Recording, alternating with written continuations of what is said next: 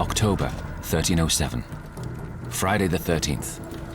Hundreds of Knights Templar had been summoned to Paris. Suddenly, 620 were arrested and thrown in jail. The accusations levied at the Templars added up to the worst charge possible: heresy. But the Knights Templar were Christian warrior heroes, the SAS of the medieval Crusades. They were the best trained soldiers since the Roman Empire.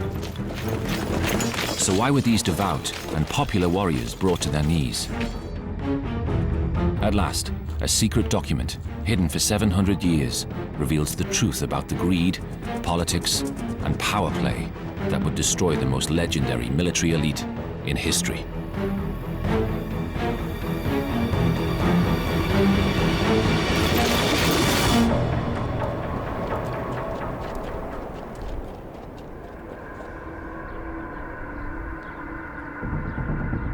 Jerusalem, the birthplace of Christianity, the most important city of the medieval world.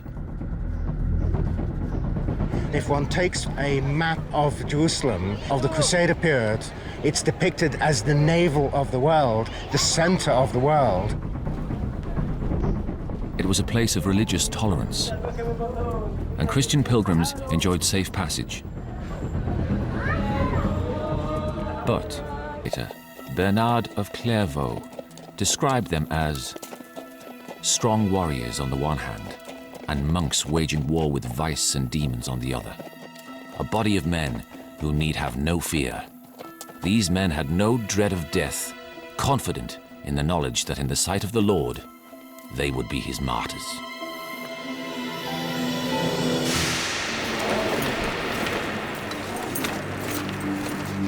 But almost 2 centuries after their foundation, the most celebrated Christian warriors of the medieval era, who had lived and died under the sign of the cross, had been arrested and jailed on charges of heresy. The public reaction to the arrest of the Templars was enormous. There was huge uproar in Germany, where the Templars were extremely popular, and in Spain and Portugal, the kings there didn't believe the accusations. Nobody could believe that the Templars, who had been Christianity's heroes for the last 200 years had been arrested on charges of heresy. After thousands of Templar knights had died fighting for their faith in the Holy Land for 2 centuries, why were these heroes suddenly being charged with heresy?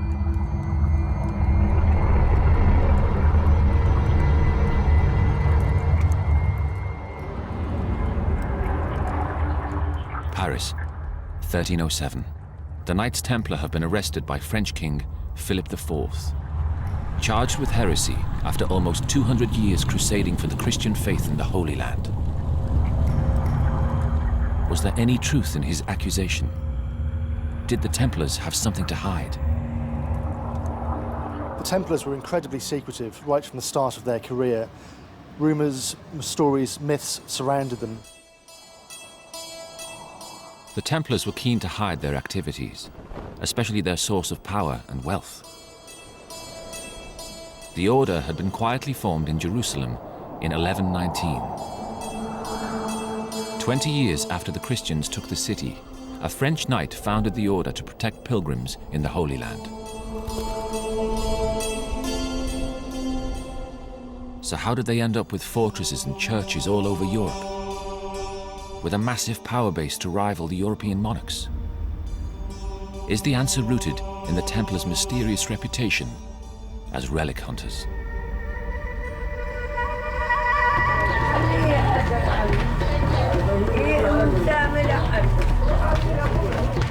Relics were the status symbols of the medieval era, more collectible than cash or jewels.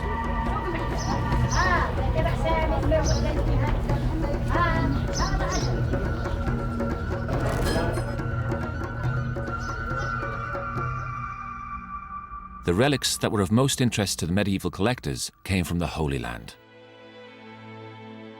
They were sought and fought over and venerated in monasteries and cathedrals right across Europe. Templari erano famosi nella loro epoca perché custodivano un The Templars were famous worldwide as custodians of relics, particularly those directly from the story of Christ. A Templar signature alone was enough to prove a relic's authenticity. I certificati di autenticità delle reliquie. Part of the mystique that led to the canonization of French King Louis IX was his purchase of 2 major relics: a fragment of the true cross and the crown of thorns, both bought by St. Louis when the Templars were at their peak. St. St. Louis designed and built this chapel as a reliquary, an enormous reliquary for the relics of the story of Christ which he had purchased. People believed that relics were the closest physical way to touch God. Those St. Louis had purchased had made France the center of Europe, spiritually and politically. Louis had promoted Paris as the New Jerusalem.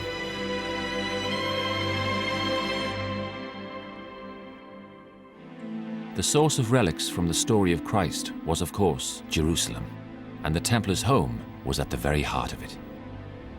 The Templars were established on the Temple Mount, over in this area on the southern part of the Temple Mount, where the Al-Aqsa Mosque is situated, and the mosque became the headquarters of the Templar order. So they were located in the most important area of Jerusalem.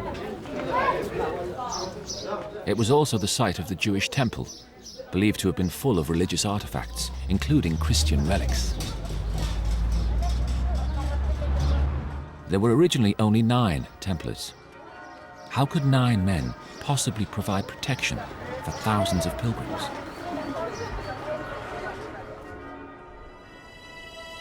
Were the early Templars actually digging for relics under their own base? They certainly dug on the Temple Mount, there's no doubt about that, because we know they were carrying out a lot of building activity, including warehouses and baths and the construction of a new palace, which would have required digging into the Temple Mount itself.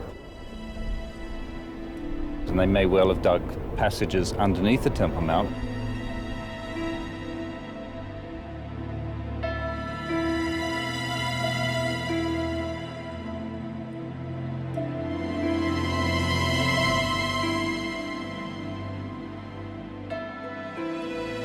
they were doing. As far as everybody was concerned, they were fighting in the East. But they were also really good at making money. The Templars became a vast multinational corporation, building castles and churches all over Europe. They also invented international banking and the check. Travelers deposited money at one temple and got a note which could be exchanged for cash at another temple. A popular service for pilgrims to the Holy Land. The fees from this helped make the Templars vastly wealthy.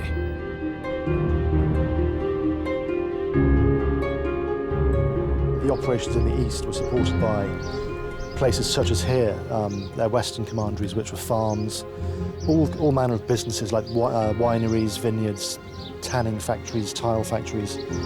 So they were running a very good interconnected series of businesses. So they were the first capitalists, if you like. Merchants and royals also donated to the order, rushing to buy a place in heaven.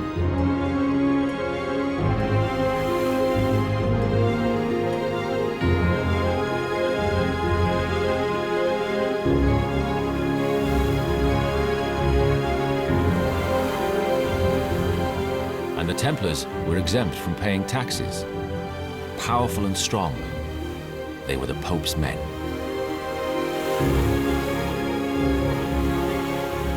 After the Church, the Temple was the richest institution in Europe. Would this contribute to their downfall?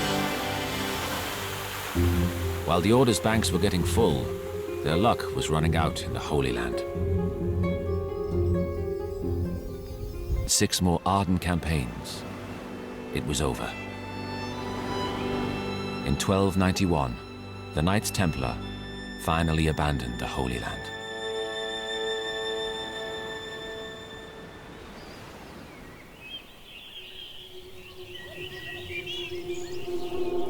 The Templars returned to Europe, most of them to France. At the same time, Jacques de Molay was appointed Grand Master. 16 years later, the aged warrior still dreamt of reclaiming Jerusalem.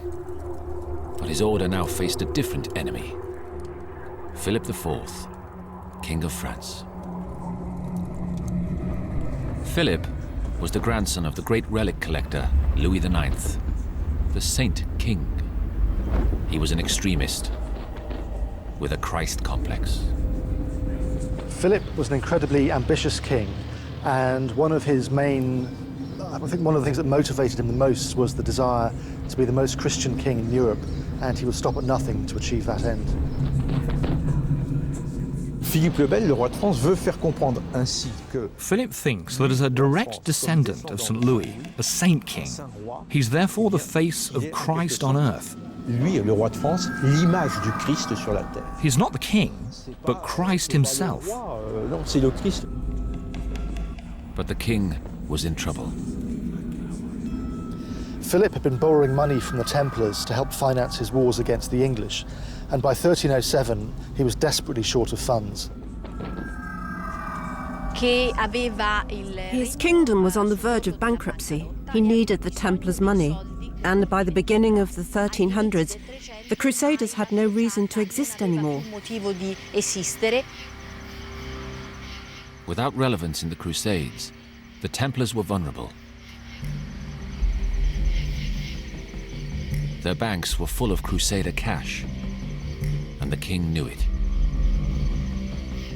Philip actually took refuge in the Paris Temple in June 1306. He was devaluing the currency, and that led to an angry mob pursuing him through the streets of Paris, and he had to take refuge inside the temple. It was there that he actually saw some of the temple's treasure. This was gold and coins and so on. Philip decided to neutralize the Templars and strip their assets, but they were not his to control. Only the Pope could legitimately rule the order. The king needed to destabilize them. Sicuramente le dicerie che circolavano sui Templari furono Rumours about the Templars were certainly being manipulated by Philip IV to be very negative and defamatory about the order. e praticamente diffamare. The rumours were a kind of poison that Philip IV very skillfully used to damage the order. Furono un veleno che Filippo il Bello seppe usare molto abilmente a danno dell'ordine. Then, in 1307, having smeared the reputation of the order, the king launched his surprise attack, snatching Jacques de Molay and every Templar in Paris.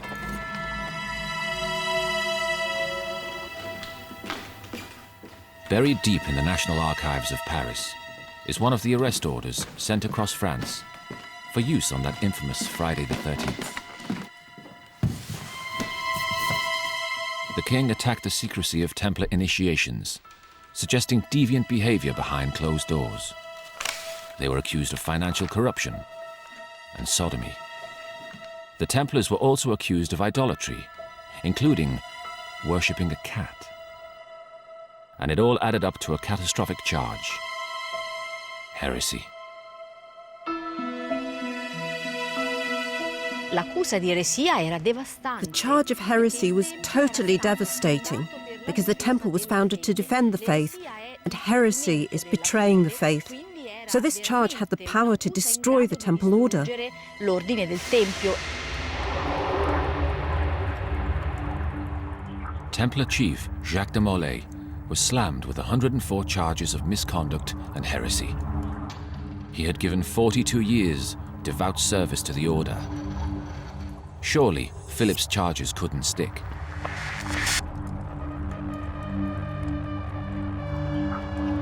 Then, 2 weeks after the arrests, inexplicably, Jacques made a complete confession, admitting to the charges of heresy. Jacques de Molay's first confession in October 1307, a mere 2 weeks after the arrests, was incredibly damaging. For the first time in history, the Pope wasn't even allowed to go to the Vatican.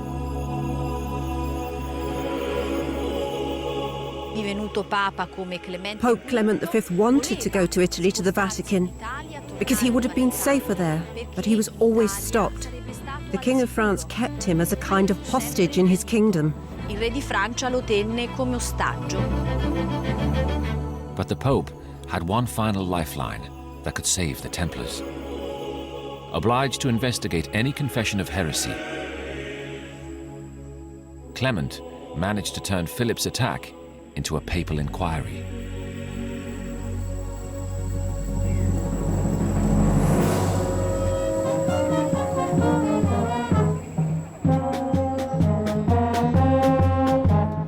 The truth about that inquiry has never been known, until now. The discovery of a dramatic document rewrites the story of Clement V and the trial of the Knights Templar. In 2003, Vatican historian Dr. Barbara Frale located a document called the Chinon Parchment in the Vatican's secret archive. It had been lost for 700 years.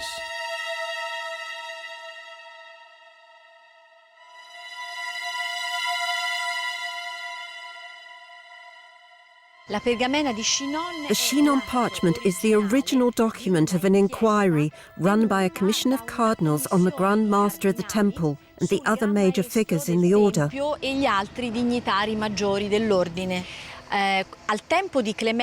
During Clement V's time, all the Templar documents were put in the same neat and tidy folder. However, over time, and because Napoleon raided the papal archives and took them to France, the folder was dismembered and the documents were lost. Questo fondo si smembrò, I documenti andarono dispersi.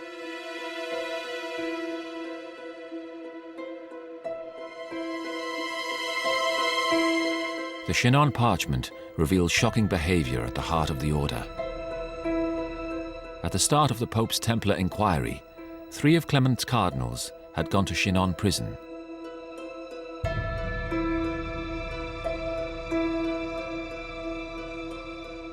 Far from retracting their earlier confessions of heresy, the Templar leaders repeated the same confessions to the Pope's men. And most of it related to Templar initiation rites, which were covertly established at Troyes Cathedral almost 200 years before.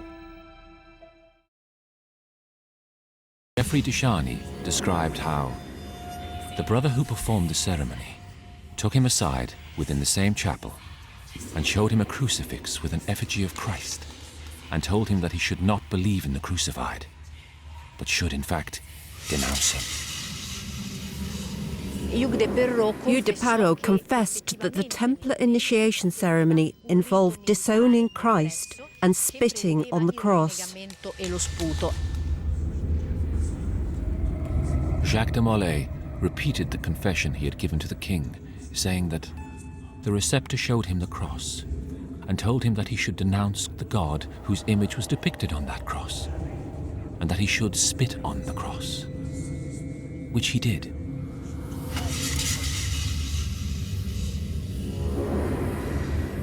Hugh de Parot went even further, describing how he had encouraged heresy and sexual depravity in those he had initiated. After they were received and given the cloaks of the order, he ordered them to denounce the crucifix and to kiss him at the bottom of the back, in the navel, and then on the mouth. The kiss was a humiliating part of the ritual for the new Templar, and he was made to understand that he had to be subordinate and obedient to his superior. Hugh de Parot also confessed to encouraging homosexuality, considered an abomination by the Church. He imposed on them to abstain from partnership with women, and if they were unable to restrain their lust, to join themselves with brothers of the order. The Shin on parchment adds up to a litany of heresies. The Templars had admitted to homosexuality, denouncing Christ, and defiling the cross.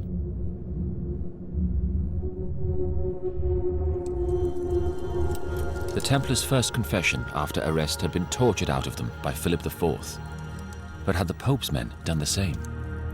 Are the Shin on confessions reliable? The Shin on parchment contains one further revelation. Despite people believing for centuries that the Pope had condemned the Templars, in fact, he had saved them.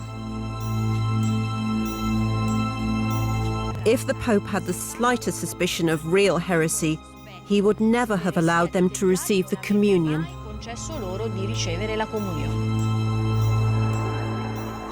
The Pope absolved the Templars because he believed they were committing heretical acts as a test of endurance before facing real Muslim heresies in the Holy Land. But it appears the Templars' unchristian tendencies weren't limited to play acting. There were traces of heresy within the order, even if limited and inevitable within an organization 20,000 strong.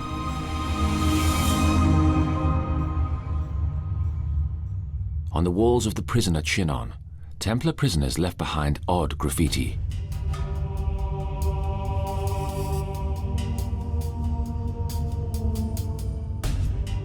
Among geometric shapes, clearly inscribed in one wall, is the symbol for Venus,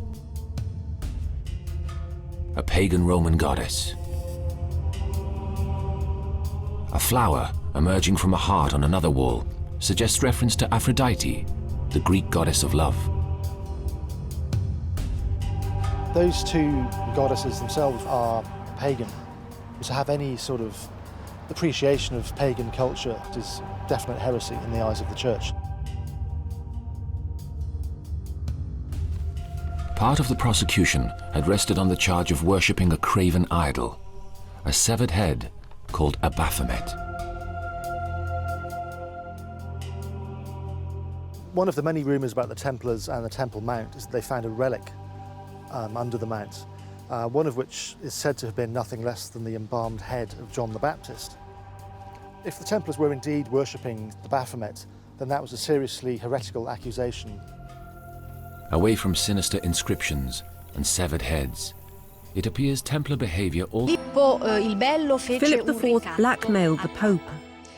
Either the Pope was to accept the destruction of the Templars, or the King of France would create, with the bishops of France, a breakaway Church of France separate from the Catholic Church.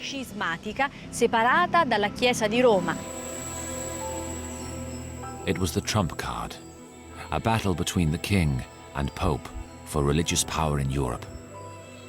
Faced with the choice between the splitting of his church and giving up the order, Clement V gave in.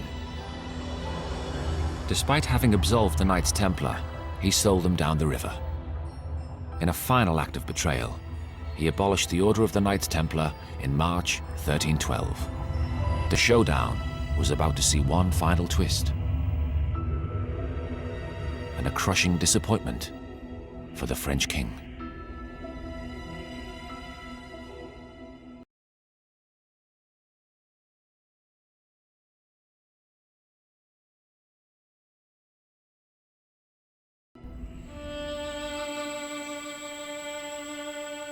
The Knights Templar were abolished in the power struggle between king and pope. Their assets were the prize, and they were the price. Though they had been absolved, Clement had wiped out the order and left the Templars' reputation in the dirt. Jacques de Molay had been in prison for over 6 years. He was exhausted.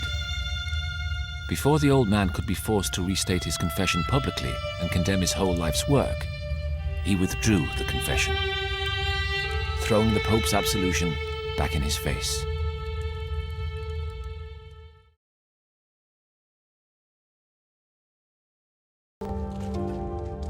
Within hours, he had the 72-year-old man snatched and taken to the River Seine in Paris to be executed. De Molay asked to have his hands free to pray towards Notre Dame as a pyre was lit.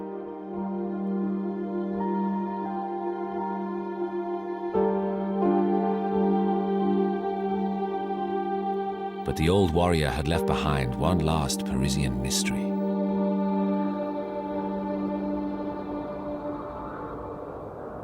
As the Templars were swept away, their biggest bank, the Paris Temple, was raided by the king's men. It was empty. Templar assets in Normandy alone amounted to more than the wealth of England, yet nothing was found.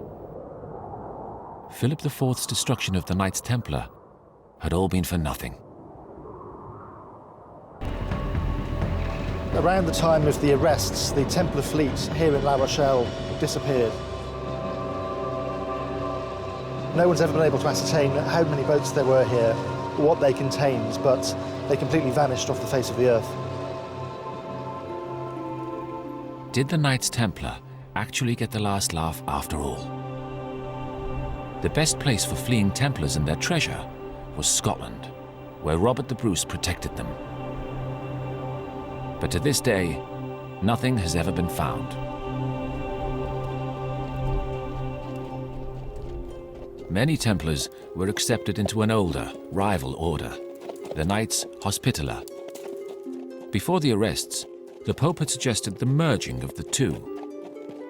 A combined order may have survived an attack from Philip IV, but Jacques de Molay had refused and paid the ultimate price for rejecting the Pope's plan. He wanted to unify the Knights Templar with the Knights Hospitaller, to create a new order that was going to be pure from sins and useful for the reconquest of Jerusalem.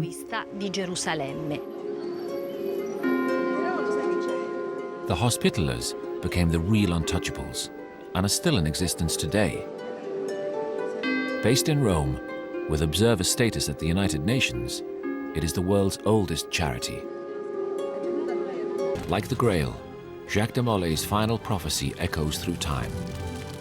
As he burned, the Grand Master cried that he would see the Pope and the King in judgment before God within a year.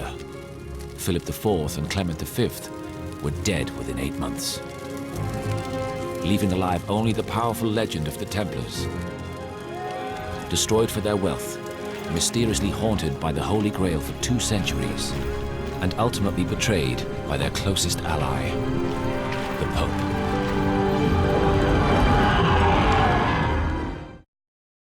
Isolation, being mocked and discredited by their English neighbours as backwards, where they rose up to become the most influential race of the modern world, influencing and dominating nearly every aspect of the planet.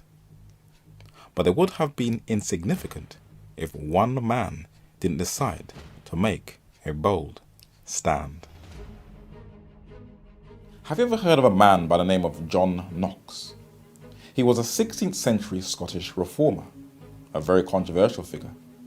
To many he is labelled as a chauvinist. But one of his greatest inspirations for him making a stand was him studying the book of Daniel. A journey from England to Scotland by train is very expensive. It is actually cheaper to fly from England to Germany, where you pay half the price. But the scenery is very beautiful.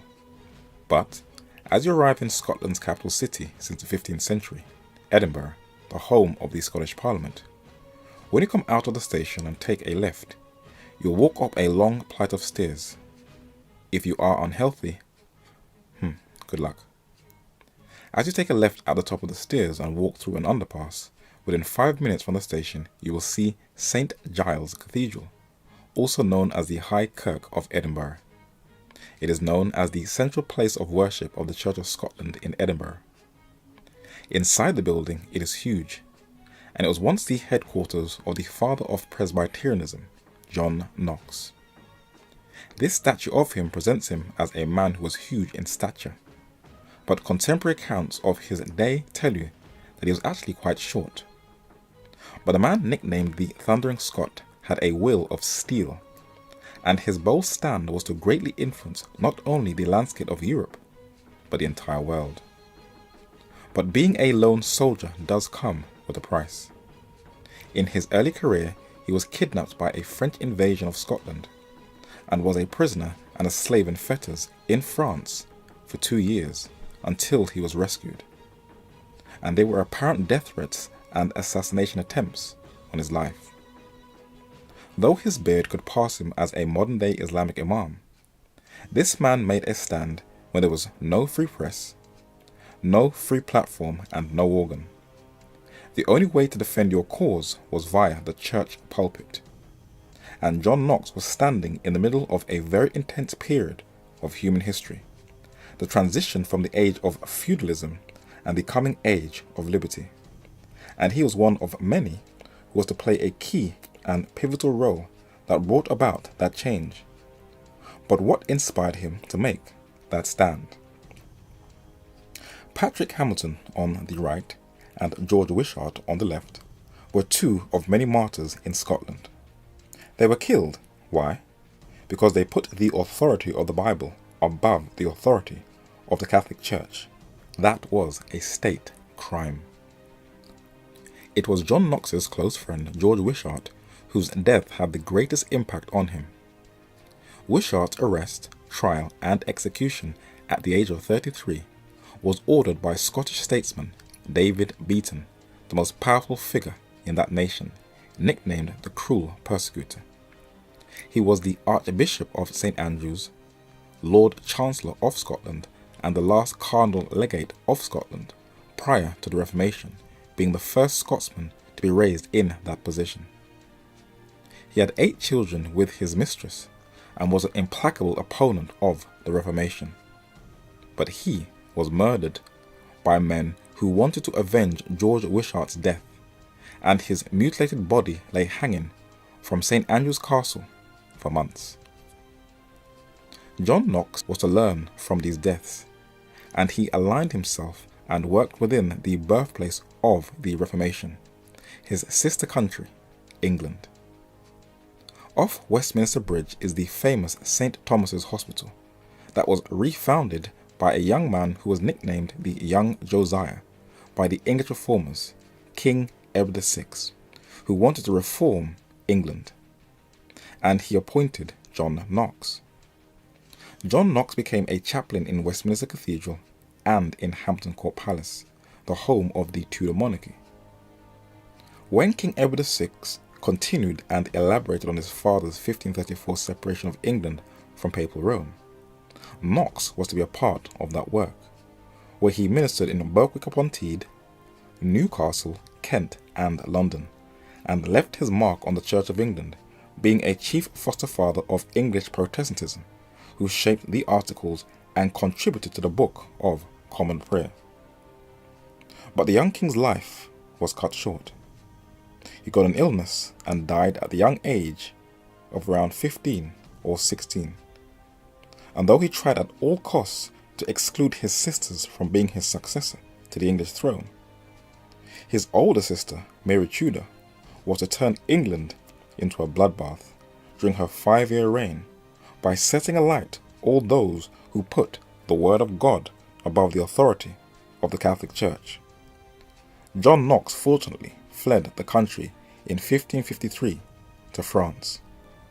And today, modern secular-minded, papal-leaning historians are trying to downplay the roughly 288 martyrs and those who also suffered imprisonment, torture and famine during her reign.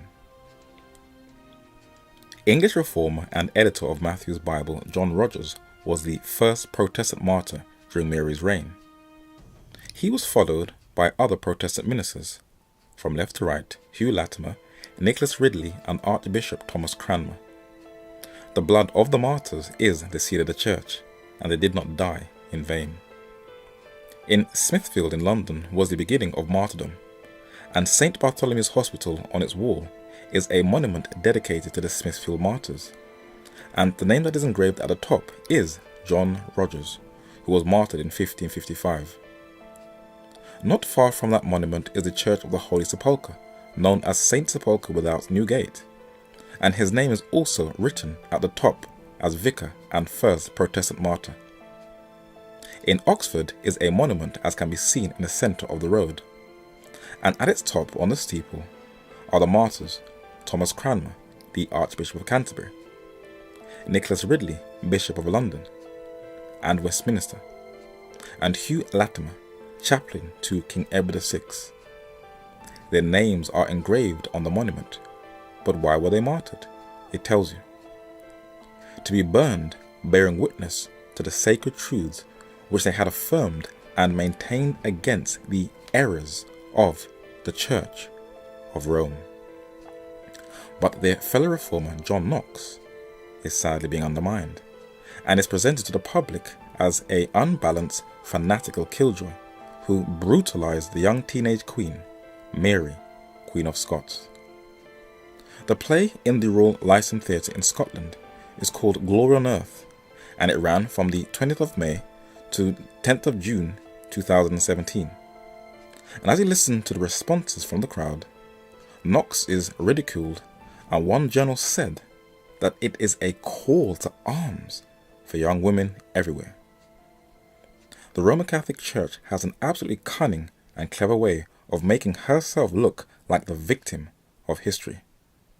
And the narrator has learned from a teenager that the best way of studying history is to go to the original documents.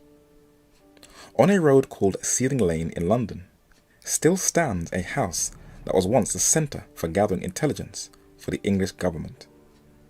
Its name still bears the title of its former occupant, Walsingham House, and his documents can be found in the official archive of the UK government, a building in Kew in Richmond in Greater London, the National Archives, that has documents dating back for more than 1,000 years.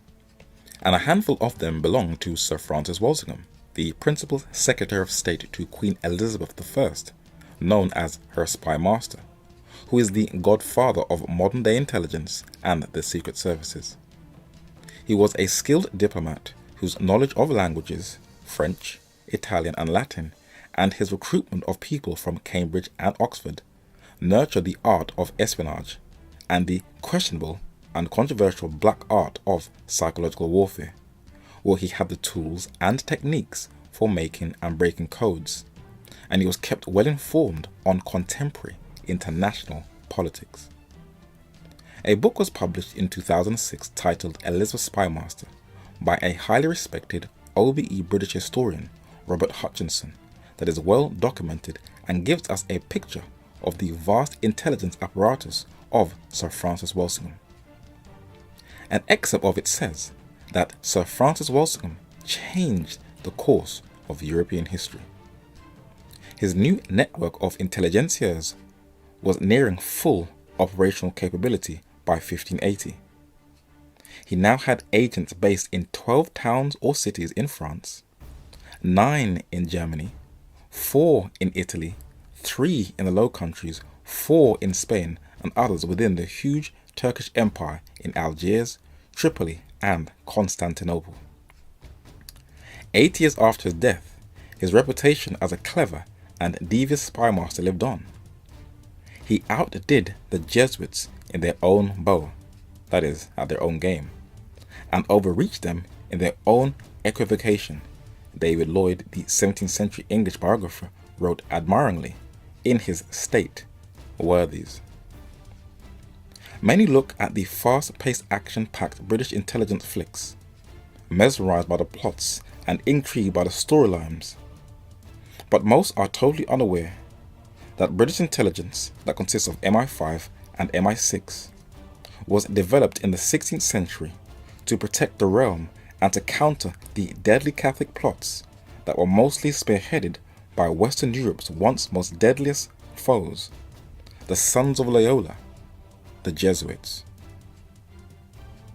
English historians James Anthony Froude on the left and Protestant writer Walter Walsh on the right, a member of the Royal Historical Society, both use state documents to show what really happened during the days of John Knox and Queen Mary of Scots.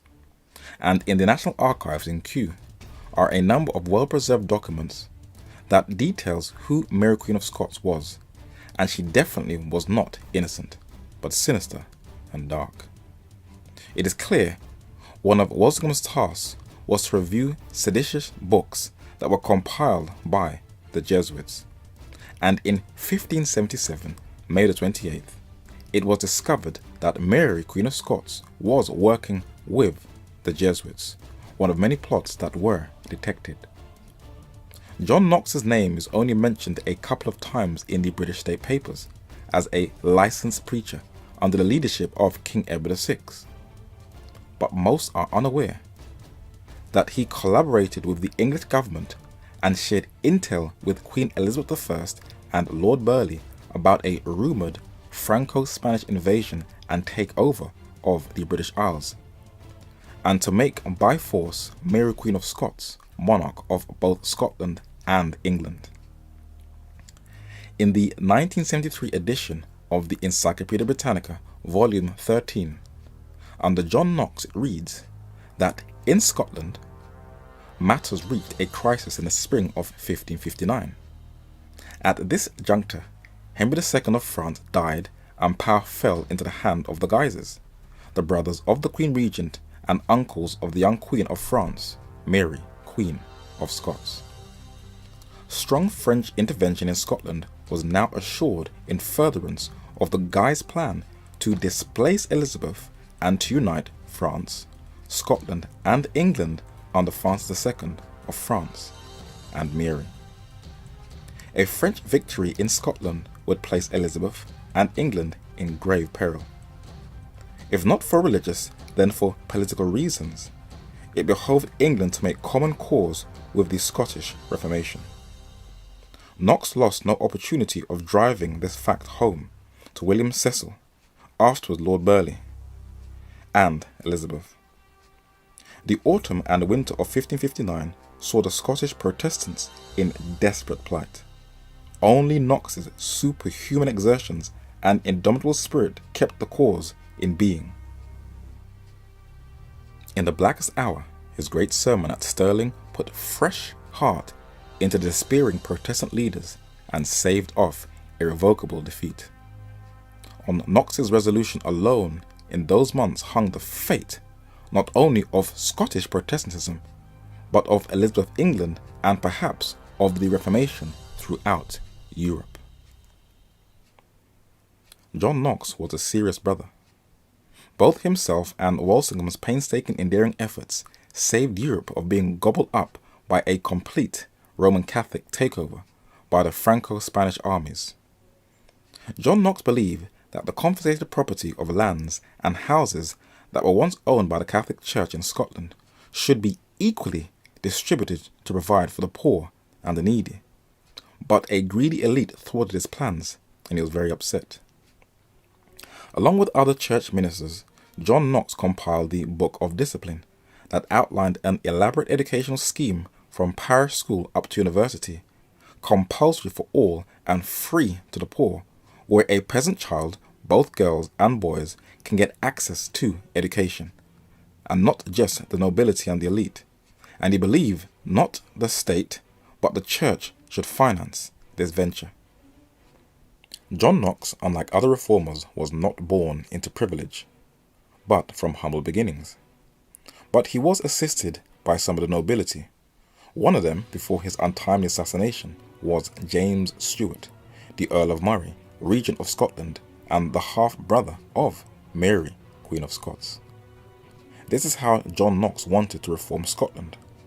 But his nemesis, Mary, Queen of Scots, is pictured as this guilty party by modern-day stage productions. But why was she so eager to govern both the thrones of Scotland and England? There is a reason why. Henry Tudor, also known as Henry VII, was an English monarch of Welsh descent who started the House of Tudor monarchy in England. He had a few children to continue the lineage. His successor to the English throne was Henry VIII, who also had a number of children to continue their legacy. And this allegorical painting shows him seated with his daughter Mary and her husband Philip II of Spain on the left, and his son Edward VI and his other daughter Elizabeth I on the right. Margaret Tudor was the brother of King Henry VIII and the daughter of King Henry VII. She married James Stuart, also known as James IV of Scotland, therefore forming an alliance between the Tudor and Stuart monarchy of England and Scotland. They had a child together, James V, and he married French Queen Marie or Mary de Guise, of the Guise dynasty, that now formed a Franco-Scottish bloodline alliance. James V of Scotland and his wife, Mary or Marie, had a child who was born in Scotland but was raised in France, and she was Mary Stuart, better known as Mary, Queen of the Scots. This queen was therefore a descendant of the Tudors of England, being the great niece of King Henry VIII, the Stuarts of Scotland on her father's side, and the Guises of France on her mother's side. Her son, who the famous 1611 Bible is named after, James Stuart, King James VI of Scotland and the first of England, secured that position, and he was almost blown up by Guy Fawkes and his fellow co-Catholic conspirators in a failed coup who wanted to replace him with a Catholic king in what wasn't accomplished with Mary, Queen of the Scots. When John Knox was summoned to her court, Mary, Queen of Scots feared that her Scottish subjects were more obedient to him than to her. And though she could charm many with her bright intellect, not so with Knox. He told her that both queen and subjects should obey God and not the religion of the monarch, for that violates their human rights. Your will, madame, said Knox, is no reason, neither does it make that Roman harlot to be the true and immaculate spouse of Jesus Christ. John Knox brought Mary to tears. Her authority was being challenged. But as you read through the state papers, Sir Francis Walsingham intercepted a plan in 1568, December the 20th, of an attempt between France and Spain for altering the religion of England, and they wanted to place the Queen of Scots on the throne. In 1571, another plot was intercepted of an attempt of Spain invading England and setting up the Queen of Scots as the monarch. And in 1575, another plan was intercepted where several Scots, refugees in France, attempted to liberate Mary, Queen of Scots, who was under house arrest in England. There was also another reason why the English intelligence was so sharp. In the year John Knox died in 1572, as shown in the film Queen Margot, was the famous St. Bartholomew's Massacre, where roughly estimated 70,000 Protestants were massacred by a Catholic mob throughout France. Neither rank, sex, nor age was spared. In the Vatican, in St. Peter's Basilica, is a statue of Pope Gregory XIII, who the famous 1582 calendar is named after. He sits above his master, the dragon, but he endorsed the massacre. This coin struck by him is a glorification of that massacre in 1572. But who inspired the Catholic monarch Catherine de' Medici, as can be seen in this painting, to conduct this papal bloodbath? In a book titled The Power and the Secret of the Jesuits, published in 1930, by Austrian cultural historian and writer René Philip Miller, he documents that it was Diego Lainez, the second superior general of the Jesuits, back then labelled the Black Pope because of the colour of his ecclesiastical clothing, who intellectually masterminded the massacre after a firm meeting with Catherine de' Medici. Make no concessions to heresy, Lainez had declared, addressing himself to the Queen Regent, who was Catherine de' Medici, but rather uphold the Catholic faith with all your authority. Then will God, mindful of your piety, reserve to you your earthly kingdom and admit you to the kingdom of heaven. If, however, on the other hand, you are unmindful of your duties toward God, then tremble lest, together with the heavenly kingdom, you lose also your earthly kingdom. Sir Francis Walsingham was an eyewitness to this bloodbath, for he was the English diplomat to Paris in France, who just about escaped it with his family, where he smuggled them out. And what he saw was to scar him for life. And he saw what could happen to England and its Protestant subjects if the European armies of Papal Rome were to ever conquer England. These three documents was the indictment of Mary, Queen of Scots. They are a record of her secret liaison with fellow conspirators to undermine the English throne and place her as Queen. This one, titled State Paper 53/18, Mary Queen of Scots, is what Walsingham used at her trial.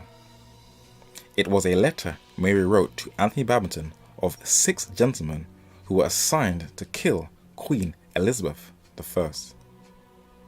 And the 2 ciphers, also in blue leather folio volumes, State Paper 53/22 and 23, are Walsingham's interception of Mary's letters that were written in codes. Walsingham's cipher school was able to decode these secret messages of Mary and expose her as a deadly, treasonous woman.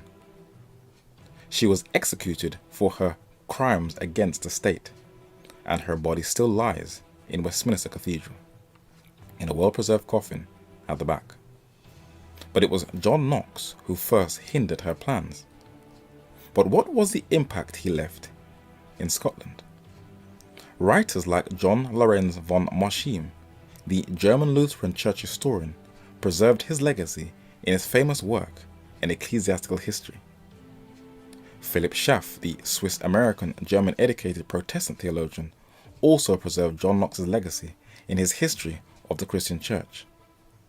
And Thomas McCree, or McCry the Younger, Any fear, whereas before it was very private that a man may do it. Parliament wanted Mary to take the crown, James's daughter after all. Charles II, who'd already been crowned King of Scotland a decade earlier, processed here to Westminster Abbey for his second coronation as King of England on the 23rd of April, 1661.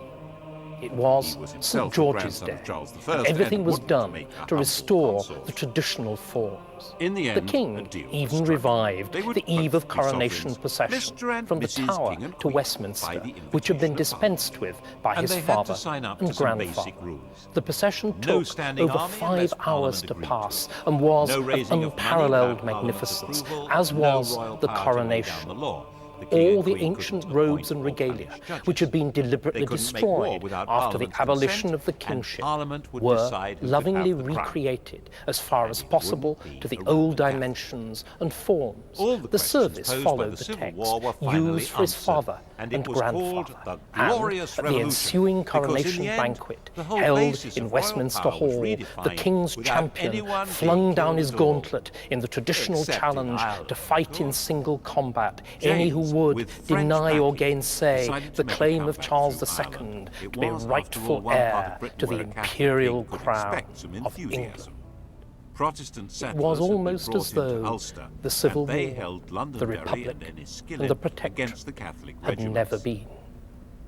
Even the political and religious disputes of the 1640s would be revisited once more. But during 2 decades of war and upheaval, important lessons had been learned. Never again would an army be permitted to wield political power in England. And never again would the English seek to resolve their political differences by force. Within a generation indeed, the monarchy would undergo another revolution, but this time, gloriously, not a drop of blood would be spilt. We're actually fighting for the Pope as well as King Billy. And Billy, of course, was not exactly English. His native tongue was Dutch. William, a serious man, ended up spending much of his time on the continent, so in effect Mary did become the sovereign of England. But at the end of 1694, she died of smallpox.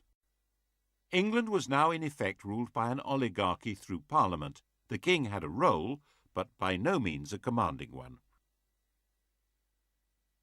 Part of that role, as he saw it, was to push forward religious tolerance in a fundamentally intolerant country.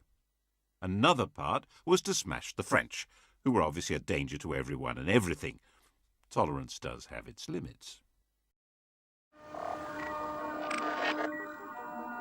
William Paterson was born in a Dumfries and Galloway farmhouse in 1658.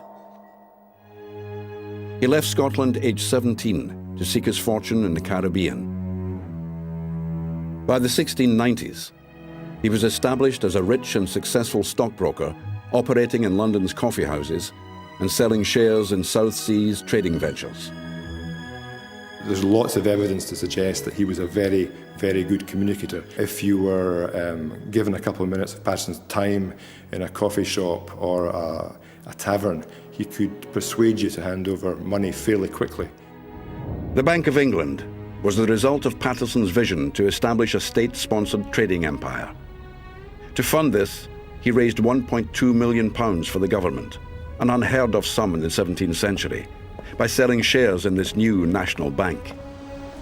Paterson, along with his backers, became the bank's first directors. He is behind this very innovative financial structure to raise money for the government. He's one of the stockbroking kind of guys who get very excited about selling a company, get it onto the market, get as much money as you can quickly. That's what really gave him the buzz. He understood, possibly more than anyone else, how capital markets were influenced by emotion rather than rational ideas. Thomas Sowell is an American economist and is currently a senior fellow at the Hoover Institution at Stanford University. He wrote what the Scots were like prior to and after the Reformation. In his book Intellectuals and Race, he said, "In earlier centuries, Scotland had been one of the most backward nations on the fringes of European civilization. Later, Scots had a spectacular rise to the forefront of European civilization. As far back as Roman times, Scotland lagged behind England, and as late as the 14th century, there was said to be no Scottish barons who could write his own name. Scottish agriculture was primitive, and its industry virtually non-existent. The people were illiterate and there was no law and order except for the arbitrary edicts of a local clan chiefs. The spread of the English language, beginning in the Scottish lowlands, opened a whole new world of literature in numerous fields to the Scots, fields in which there was little or no literature in the indigenous Gaelic language.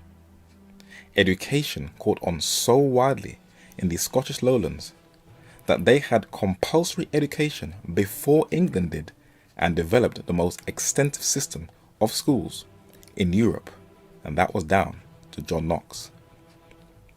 From the middle of the 18th century to the middle of the 19th century, most of the leading British intellectual figures were either from Scotland or of Scottish ancestry. These included David Hume in philosophy, Adam Smith in economics, Joseph Black in chemistry, Robert Adam in architecture, James Watt in engineering, Sir Walter Scott in literature, and John Stuart Mill in economics, philosophy, and political science. In medicine, Scots likewise moved to the forefront, not only in Britain, but also in Russia, where Catherine the Great had a Scottish physician, and in America, where Scots established some of the earliest medical schools. Scots also set the world standard in engineering in general and shipbuilding in particular. By 1871, nearly half the ships built in Great Britain were built in Scotland. Scottish universities surged ahead of English universities in science and engineering. In short, the Scots surpassed those from whom they once learned. From reading the works of Thomas Sewell, you would think that he borrowed it verbatim from a Scottish writer who wrote about his homeland and its development since the Reformation. East Preston Burial Ground is a well-kept cemetery in Edinburgh in Scotland that has the remains of what looks like many affluent people in Scotland, where the graves are very well kept, and among them lies the remains of a man and his family. His name is Dr. James Aitken Wiley, a Protestant professor and Scottish historian. At the bottom of his grave are the words, "Till he come," where he waits to arise at the first resurrection. But until then, let us resurrect his words. Wiley was, and the narrator will say still is, a prolific writer and the leading Protestant authority throughout the English-speaking world in Christendom. He was not a patriot who romanticized about the past. He was not a polemic, and did not believe in the deist hero worship of the great man of history, like fellow Scot Thomas Carlyle. He was balanced. And from young, Wiley knew that through all the ages of the future, the foremost place among Scotsmen must belong to Knox. John Knox never feared man because he never mistrusted God. Knox grasped the eternal principle of liberty, the government of the human conscience by the Bible, and planting his Reformation upon this foundation stone, he endowed it with the attribute of durability. From an early date, Scotland had been in course of preparation for the part it was to act in the great movement of the 16th century. A small country, it was parted by barbarism as well as by distance from the rest of the world. The land was the dwelling of savage tribes who practiced the horrid rites and worshipped, under other names, the deities to which the ancient Assyrians had bowed down. Of all the countries of Europe, Scotland is the country which owes most to the Reformation, seeing it received most from it. The Reformation found Scotland a country of inhospitable bogs and moors, and it has made it a country of gardens and richly cultivated fields. The Reformation found Scotland a land without letters, and it gave it a literature destined to endure while the language lasts, rivaling in terseness and elegance of diction the purest models of the Augustan era, and far excelling them in dignity of matter and grandeur of sentiments. The Reformation found Scotland a land without arts, and made it the inventress of the steam engine, which has revolutionized the labour of the world, and is destined, after covering its own soil with the marvels of industry and trade, to extend the blessings of commerce to the remotest shores and the rudest tribes. In a word, the Reformation found Scotland the least of the European nations, and it has placed it, in conjunction with its sister of England, at the head of the nations of the earth.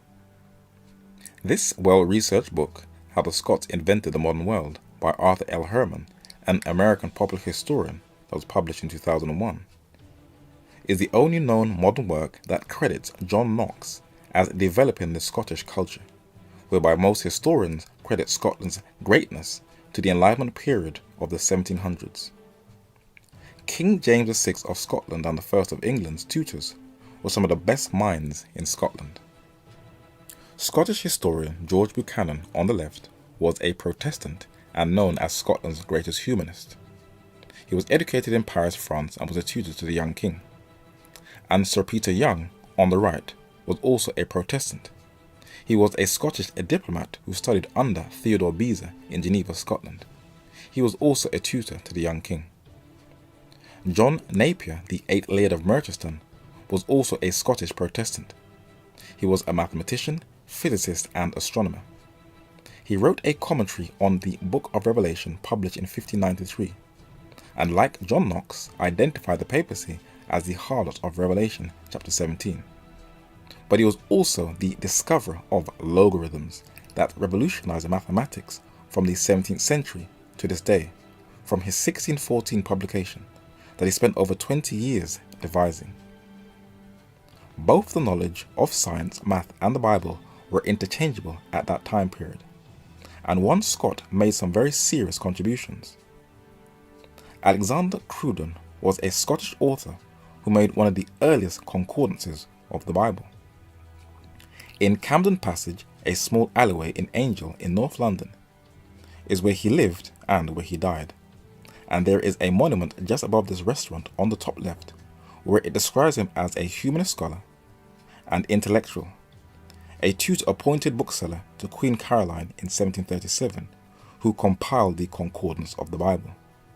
But the Scots were to also influence philosophy, literature, architecture and construction, economics, building on England's foundation, and in the field of science, where its top academic institutions, like the University of Glasgow, where it trained many of the leading men in the 1700s and onwards. In London's Piccadilly, the white building on the right houses the Royal Astronomical Society, that encourages and promotes the study of astronomy, solar system science, geophysics, and closely related branches of science. Thomas Dick, the Scottish church minister and scientist who harmonized the Bible and science, was educated at the University of Glasgow. Joseph Black, Scottish physician and chemist, is best known for his discoveries of magnesium, the concept of latent heat, and the rediscovery of fixed air that we call today carbon dioxide. Was also educated at the University of Glasgow, where he also became a professor of anatomy and chemistry at that institution. Scottish anatomist and physician William Hunter has a museum named after him to further his studies. He was educated at the University of Glasgow.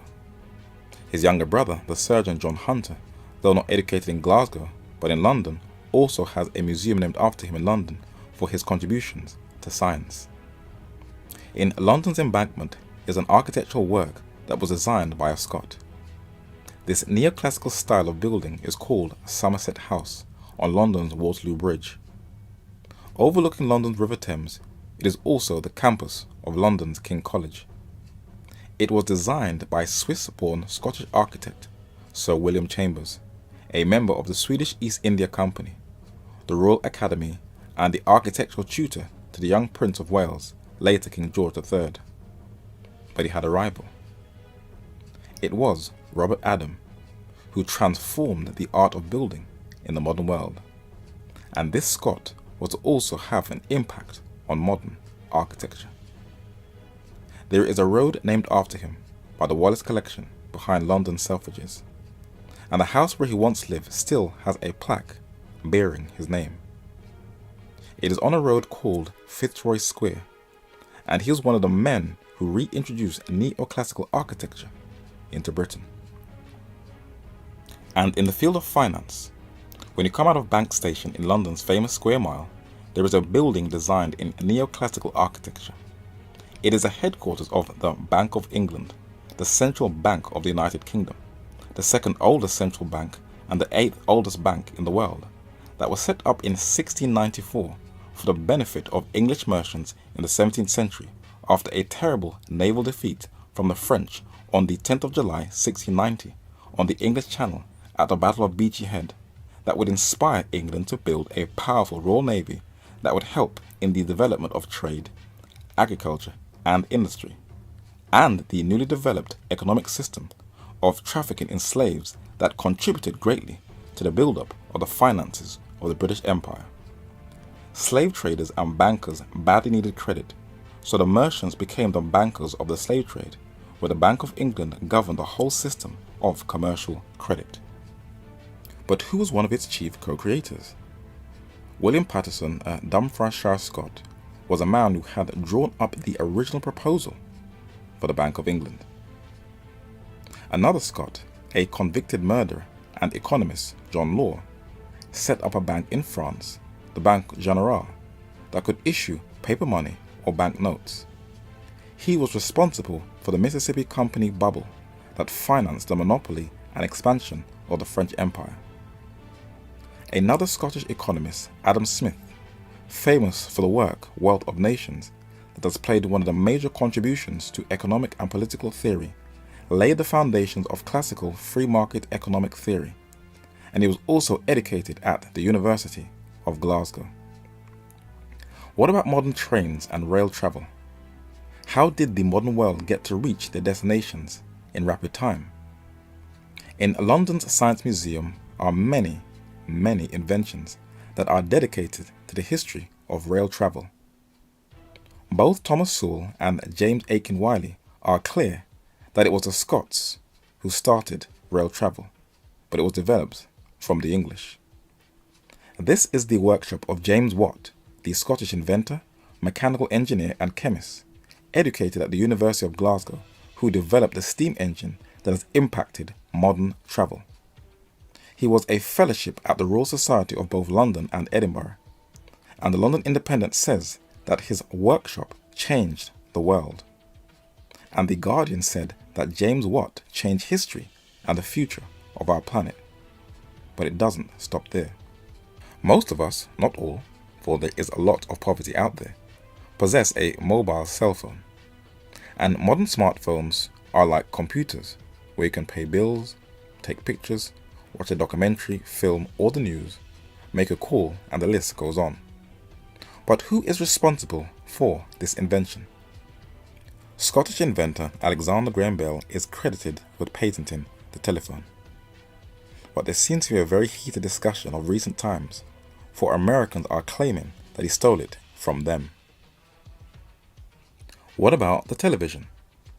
Homes that are privileged have their slick, paper-thin, flat-screen TVs on the wall, or it is like having a cinema in your living room with surround sound. But once again, it was an invention that was developed by another Scot, John Logie Baird, an unknown figure in the development of modern-day technology. In London Soho, there is a street just off Oxford Street called 5th Street, and as you walk down the road, there is a plaque that commemorates the house where John Logie Baird first developed or demonstrated television. But with greatness always comes wickedness and abuses, and unbeknownst to many, the Scots greatly profited from slavery. The narrator's surname, MacQueen, Mac meaning son of a queen, is Scottish Celtic. So the Scots played a role in those Caribbean slave plantations, though the Scottish educational system prefers that it is not mentioned in the curriculum to be taught in the schools.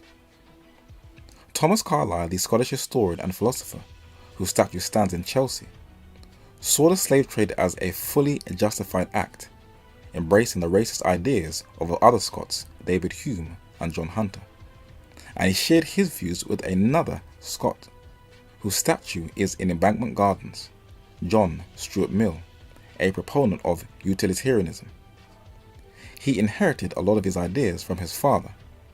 They both at one time lived in the same house, and his father was a Scotsman whose name was James Mill, an opponent of religion and one of the chief strategists of British colonial rule in India.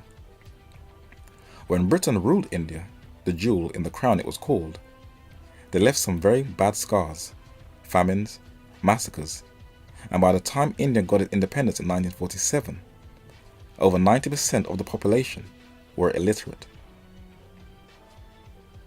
The Scots have also influenced how the world measures the age of the Earth. The Earth is young, thousands of years old, but there are those who have a uniformitarian view, which is the theory that geological processes are always due to continuously and uniformly operating forces. James Hutton, a Scottish geologist, physician and a naturalist, was the original proposer of uniformitarianism that taught that sedimentary strata were laid down slowly over long periods, and this continuous cycle of events would take an immense time, or millions of years. This view was embraced by English naturalist Charles Lyell, the man who inspired Charles Darwin, and it is the accepted basis for geological teaching today. But as this study draws to a close, we will look at two more Scotsmen trained at the University of Glasgow who influenced the modern world. William Thomson, 1st Baron Kelvin, was an Irish-born Scottish physicist and engineer who is famous for being the discoverer of the second law of thermodynamics and an inventor of telegraphic and scientific instruments. Just off Belgrave Square in Belgravia, that houses a high number of foreign embassies in London, is a road called Eaton Place. It was once the home of the Scottish inventor Lord Kelvin. On display in London's Science Museum is one of his inventions, a tide predicting machine to predict the motion of tides in the 1870s. But the most influential chemist of the 19th century also had a classmate who was studying in his chemistry class, fellow Scot and medical missionary and explorer from the London Missionary Society, David Livingstone, who has a sextant in his hand. David Livingstone was a serious man. He may look like he had issues from this photo, but it was very rare to see people smile in the 19th century photo ops. But in his exploration in the interior of Africa, he was to expose one of the most downplayed, rarely spoken about episodes of modern human history, the Arab Muslims' role in the slave trade in Africa. Slavery, till this very day, is still a touchy subject. Though it has existed for thousands of years and still continues to this day, everybody today sees themselves as victims, when both blacks, whites, and Arabs all collectively played a central role. It is rumored that in Arab-dominated states in Mauritania and West Africa, and the famine cholera-stricken Yemen, blacks are still slaves in the Muslim world. This courageous missionary wanted to put an end to it, and David Livingstone attended night classes to get the education he craved. By the time he was 14, he had learned Latin and Greek, and mastered stacks of theological literature. He got on well with Africans, better in fact than he did with white Europeans. Livingstone clashed repeatedly with the local Boers. Those were the Dutch descendants who later set up the state of apartheid in South Africa, especially when he supported a local native revolt against their rule. Livingstone did what he could to hinder the slave traders. He did not hesitate to give modern firearms to African communities to fight them off. Livingstone's third and final African expedition was sponsored by the Royal Geographical Society. He planned to discover the source of the Nile in Eastern Africa. This was one serious brother whose last expedition was financed by the Royal Geographical Society. He was so respected by them that on the north side of their building, on the main road called Kensington Gore, is a bronze statue of Scotsman David Livingstone. He died in Africa, but his body was transferred to England, where he now sleeps in Westminster Cathedral until the first resurrection.